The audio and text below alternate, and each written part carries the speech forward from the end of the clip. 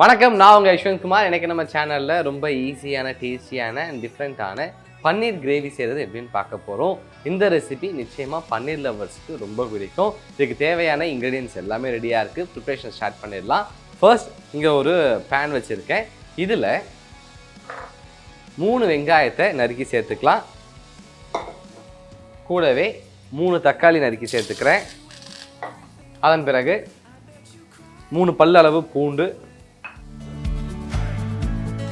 அரை கட்டு கொத்தமல்லி,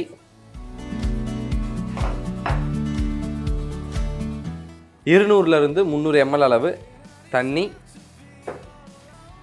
மற்றும் தேவையான அளவு உப்பு சேர்த்து அடுத்து ஒரு 5 to 6 நிமிடம் இதை நல்லா கொதிக்க விடலாம்.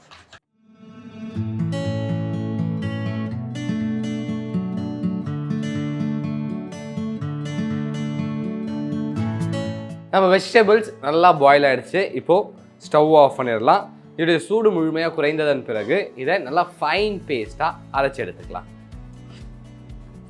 இதை நல்லா ஃபைன் அரைச்சாச்சு, எடுத்து உரமாக வச்சுடுவோம். இப்போ அதே பேனில் 3 to 4 டேபிள் ஸ்பூன் அளவு எண்ணெய் சேர்த்துக்கலாம்.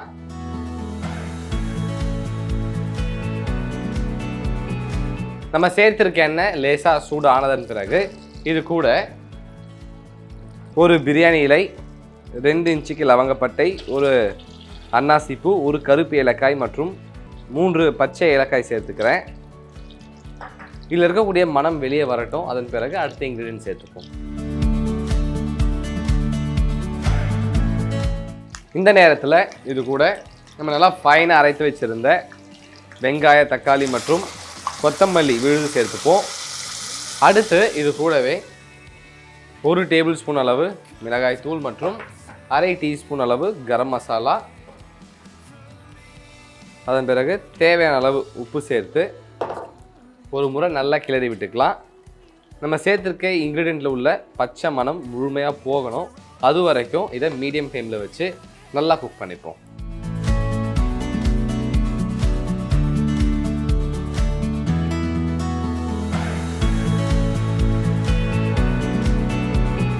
நம்ம மசாலா நல்லா கொதிச்சு இதில் இருக்கக்கூடிய பச்சை வாசம்லாம் முழுமையாக போயிடுச்சு. இந்த நேரத்தில் 200 கிராம் அளவு கட் பண்ணி வச்சுருக்க பன்னீரை சேர்த்துக்கலாம்.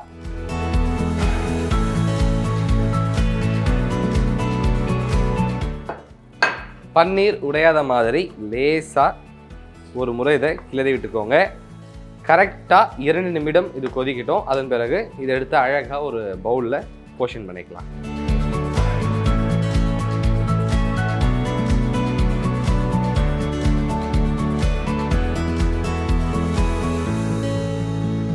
இப்போ நம்ம பன்னீர் கிரேவி ரெடி ஆகிடுச்சு. ஸ்டவ் ஆஃப் பண்ணிடலாம். இதை எடுத்து அழகாக ஒரு பவுலில் போர்ஷன் பண்ணிப்போம்.